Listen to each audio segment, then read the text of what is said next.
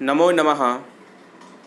अहम अत्र एकवारं पुनः भवतां सर्वेषां हार्दिकं स्वागतम् अभिनंदनं च करोमि। आशा है कि आप सभी लोग अपने घरों में स्वस्थ होंगे। प्रिय बच्चों,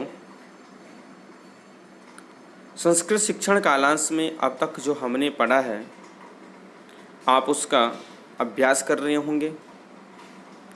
आप निरंतर अपने आप को समय देकर उस विषय में परिपक्वता प्राप्त कर रहे होंगे। आज हम संख्या के विषय में पढ़ेंगे। संख्या का व्याकरण में, संस्कृत में अत्यधिक महत्व है। इससे पहले मैं आप सभी से निवेदन करता हूं कि आप इस YouTube चैनल को सब्सक्राइब एवं बेल आइकन दबाकर आगामी नोटिफिकेशन आप तक पहुंच सके, इसके लिए मैं आप सभी से निवेदन करता हूं। तो चलते हैं संख्या की ओर। संख्या का प्रयोग जो है संस्कृत में कैसे होता है इसके विषय में पढ़ते हैं। संख्या, सबसे पहले आपके सामने संख्याएं आ रही है 1 से लेकर के और 50 तक। तो इसको आप पढ़ेंगे और जो पुराने छात्र हैं उनको तो इन संख्याओं का अभ्यास है, याद है, लेकिन जो 9वीं कक्षा में नूतन छात्र आए हैं उनके लिए मैंने यहाँ पर थोड़ा जो संख्या है उसका अभ्यास के लिए मैंने इस स्लाइड आपके सम्मुख रखी है। इसमें एकम से लेकर के 50 संख्याओं की गणना की गई है। एकम, द्वे, त्रीणि, चत्वारि ये नपुंसक में होती हैं। एकः, द्वौ, त्रयः, चत्वारः ये पुल्लिंग में होती है। एका, द्वे, तिस्र, चतस्रः ये स्त्रीलिंग की संख्याएं होती हैं। तीनों में केवल 4 तक ही अंतर होता है, परिवर्तन इनमें देखने को मिलता है, लेकिन 5 के बाद सभी एक जैसी होती है। चलते हैं प्रथम स्लाइड में।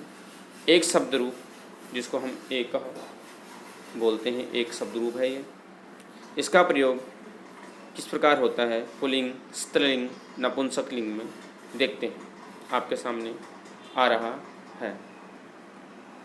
प्रथमा विभक्ति एकः, स्त्रीलिंग एका, नपुंसकलिंग एकम। द्वितीया विभक्ति एकम, स्त्रीलिंग एकाम, नपुंसकलिंग एकम। तृतीया विभक्ति एकेन, एकया, एकेन। चतुर्थी एकस्मै, एकस्यै, एकस्मै। पंचमी एकस्मात्, एकस्याः, एकस्मात्। षष्ठी एकस्य, एकस्याः, एकस्य। सप्तमी एकस्मिन्, एकस्याम्, एकस्मिन्। अब आपने इसमें संख्याएं देखी है किस तरीके से पुल्लिंग में हम जो एक वचन है, एक शब्द रूप है, तो एक का प्रयोग हमेशा एक वचन में ही होता है। तो ये जो शब्द होता है नित्य एक वचन में ही प्रयोग किया जाता है। अब ऐसा नहीं है कि 2 बालक जा रहे हैं और हम उनको प्रयोग कर दें एकौ बालकौ, नहीं, एकः बालकः, इस तरीके से इसका प्रयोग होगा। एका बालिका और एकम फलम, यानी कि तीनों में किस प्रकार की भिन्नताएं हैं यहाँ पर हमें देखने को मिलती है। इनकी विभक्ति एका, एकम, एकेन, एकस्मै, एकस्मात्, एकस्य, एकस्मिन्। ये पुल्लिंग शब्द है। एका, एकाम, एकया, एकस्यै, एकस्याः, एकस्याः, एकस्यम्। ये स्त्रीलिंग शब्द है। एकम, एकम, एकेन, एकस्मै, एकस्मात्, एकस्य और एकस्मिन्। ये जो है ये नपुंसकलिंग है। नपुंसकलिंग में तृतीय विभक्ति के बाद पुल्लिंग के अनुसार ही उसमें रूप चलते हैं। चलते हैं अगली स्लाइड में। द्वि, 2, नित्य द्विवचन, क्योंकि 2 है तो एक वचन द्विवचन। अब हम द्विवचन के रूप में पढ़ेंगे। इसकी विभक्ति पुल्लिंग, स्त्रीलिंग और नपुंसकलिंग रूप हम देखते हैं। प्रथमा व्यक्ति है, क्या बनेगा? द्वौ पुल्लिंग में और स्त्रीलिंग में द्वे। सामान्यतः नपुंसकलिंग में भी द्वे ही बनता है, द्वे फले।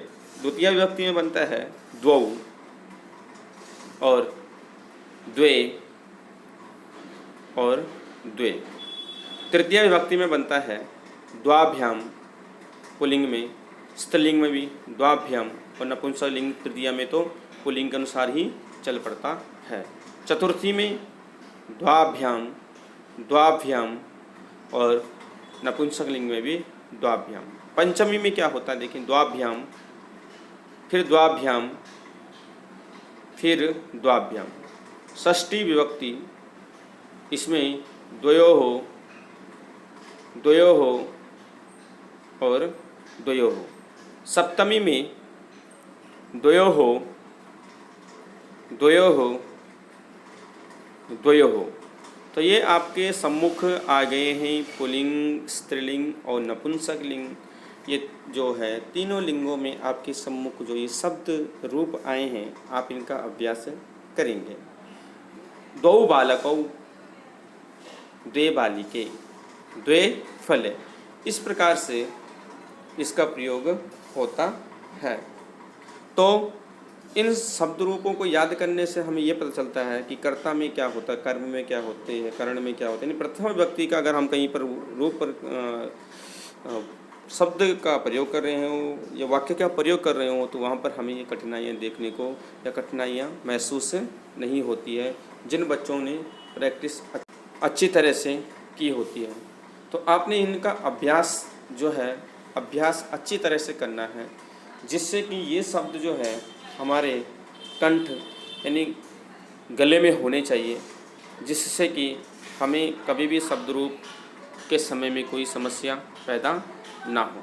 तो ये थे आपके पास दो जो कि नित्य द्विवचन में इनका प्रयोग होता है। चलते हैं तीन की तरफ। त्रि शब्द होता है तीन, और नित्य क्या हो जाएगा, बहुवचन में हो जाएगा, क्योंकि एक वचन में एक, द्विवचन में दो और तीन आए हैं, तो स्वाभाविक है कि इनका जो प्रयोग है वो किस में होगा, बहुवचन में ही इनका प्रयोग होगा। देखते हैं इनके भी रूप किस प्रकार से चलते हैं। प्रथमा, त्रयः, तिस्रः, त्रीणि। द्वितीय विभक्ति में इसके रूप चलते हैं त्रीन्, तिस्रः, त्रीणि। तृतीय विभक्ति में इसके रूप त्रिभिः, तिस्रिभिः और त्रिभिः। चतुर्थी में इसके रूप किस प्रकार से चलते हैं, त्रिभ्यः, तिस्रिभ्यः, त्रिभ्यः। पंचमी में इसके प्रयोग कैसे चलते हैं देखते हैं। विभक्ति पंचमी त्रिभ्यः, तिस्रिभ्यः, त्रिभ्यः। षष्ठी विभक्ति में त्रयाणाम, तिसृणाम एवं त्रयाणाम। सप्तमी में त्रिषु, त्रिशिषु एवं त्रिषु। तो ये आपके पास जो नित्य बहुवचन तीन शब्द जो होते हैं, शब्द रूप होता है, ये नित्य बहुवचन होता है। इसका जो प्रयोग है किस प्रकार से हमें करना है, जैसे त्रयः बालकाः गच्छन्ति, ये त्रयः बालकौ गच्छन्ति ऐसा प्रयोग नहीं करेंगे, क्योंकि त्रयः बालकाः गच्छन्ति, तिस्रा बालिकाः पठन्ति, त्रीणि फलानि पतन्ति। यानी कि हमें इनका प्रयोग जो है वो स्त्रीलिंग, नपुंसकलिंग और जो पुल्लिंग है इनके अनुसार ही हमें इनका जो प्रयोग होता है ये करना चाहिए। इससे क्या होता है, इन शब्द रूपों को अगर हम एक बार कंठस्थ कर लेते हैं तो हमें आगे कभी भी वाक्यों का प्रयोग करना होता है तो उन वाक्यों के प्रयोग में बच्चों हमें कभी भी समस्या पैदा नहीं होती है। तो ये थे आपके पास तीन शब्द रूप तीनों लिंगों में। चलते हैं चतुर की ओर। चतुर चार, नित्य बहुवचन, क्योंकि तीन के बाद अगर कितनी भी होंगे वो बहुवचन में ही उनका प्रयोग किया जाएगा। देखते हैं इनकी विभक्ति पुल्लिंग में, स्त्रीलिंग में और नपुंसकलिंग में किस प्रकार से इनका प्रयोग किया जाता है। प्रथमा चत्वार, चतस्र, चत्वारि। द्वितीया में चतुरः, चतस्रः, चत्वारि। तृतीया में चतुर्भिः, चतस्रिभिः, चतुर्भिः। चतुर्थी में चतुर्भ्यः, चतस्रिभ्यः, चतुर्भ्यः। पंचमी में चतुर्भ्यः चतस्रिभ्यः चतुर्भ्यः, षष्ठी में चतुर्णाम चतस्रिणाम एवं चतुर्णाम, और सप्तमी में इनका प्रयोग होता है चतुर्षु चतुस्त्रिषु एवं चतुर्षु। अब ये जो आपने देखे हैं कि किस प्रकार से इनका जो प्रयोग है ये हुआ है, पुल्लिंग, स्त्रीलिंग और नपुंसकलिंग तीनों लिंगों में इनका प्रयोग किया गया है। तीनों लिंगों में इनके जो रूप हैं हमें देखने को मिले हैं, जो कि नित्य जिनका प्रयोग बहुवचन के रूप में ही होता है। तो हमें इन चीज़ों का विशेष ध्यान रखना है कि कभी भी जब हम वाक्यों का प्रयोग कर रहे हों तो वाक्यों के प्रयोग के समय में तीन के बाद वो बहुवचन में ही उनका प्रयोग होता है, लेकिन पुल्लिंग, स्त्रीलिंग, नपुंसकलिंग एवं विभक्तियों का हमें अच्छी तरह से स्मरण और अपने मस्तिष्क में इस चीज़ को रखना चाहिए कि कौन सी विभक्ति में कौन से रूप का प्रयोग होता है। तो आशा करता हूँ बच्चों कि आपको ये समझ में आया होगा, और समझ में आया होगा तो आप लाइक ज़रूर कीजिए। थोड़ा सा इसका एक बार हम अभ्यास देखते हैं अगली स्लाइड में। करें एकः छात्रः पठति, देखेंगे हम। अब छात्रः है पुल्लिंग शब्द है तो एकः आ गया। एका शिक्षिका ताम पाठयति, अब शिक्षिका स्त्रीलिंग है इसलिए एका आया है। सा तम एकम लेखम लेखितुम कथयति, अब यहाँ पे देखिए सा तम द्वितीय का है, एकम एक, लेखम लेख को लिखने के लिए कहती है। सा एकस्मिन् अपि विषये लेखितुम न इच्छति, एकस्मिन् सप्तमी का प्रयोग कर दिया यहाँ पर। तो तदा द्वितीय छात्रः तत्र आगच्छति, सः हस्ते पंच पुस्तकानि धारयति, पंच बहुवचन में है तो इसलिए पुस्तकम पुस्तके पुस्तकानि का प्रयोग किया गया है। और पुस्तकानि आसंदिकायां स्थापयति, तेषु चतुर्थं पुस्तकम् उद्घाटयति, सः कथयति महोदये अहं द्वौ पाठौ अपठम। अब यहाँ पे पाठों के कारण द्वौ का प्रयोग हुआ है। भवती प्रश्नम पृच्छतु। इन उदाहरणों में आप देख सकते हैं कि जो वो संख्यावाचक शब्द है उसमें क्रमवाचक पूर्णी संख्याएं भी विशेषण हैं, और इसमें कुछ उदाहरण हैं उनको हम लिंग के अनुसार नीचे देखने का प्रयास करते हैं। जैसे एकः छात्राः, द्वौ छात्रौ, त्रयः छात्राः, चत्वारः छात्राः, पंच छात्राः, षट् छात्राः, एका छात्रा, द्वे छात्रे, तिस्रा छात्राः, चतस्रः छात्राः, पंच छात्राः, षट् छात्राः, एकं फलं, द्वे फले, त्रीणि फलानि और चत्वारि फलानि, पंच फलानि, षट् फलानि।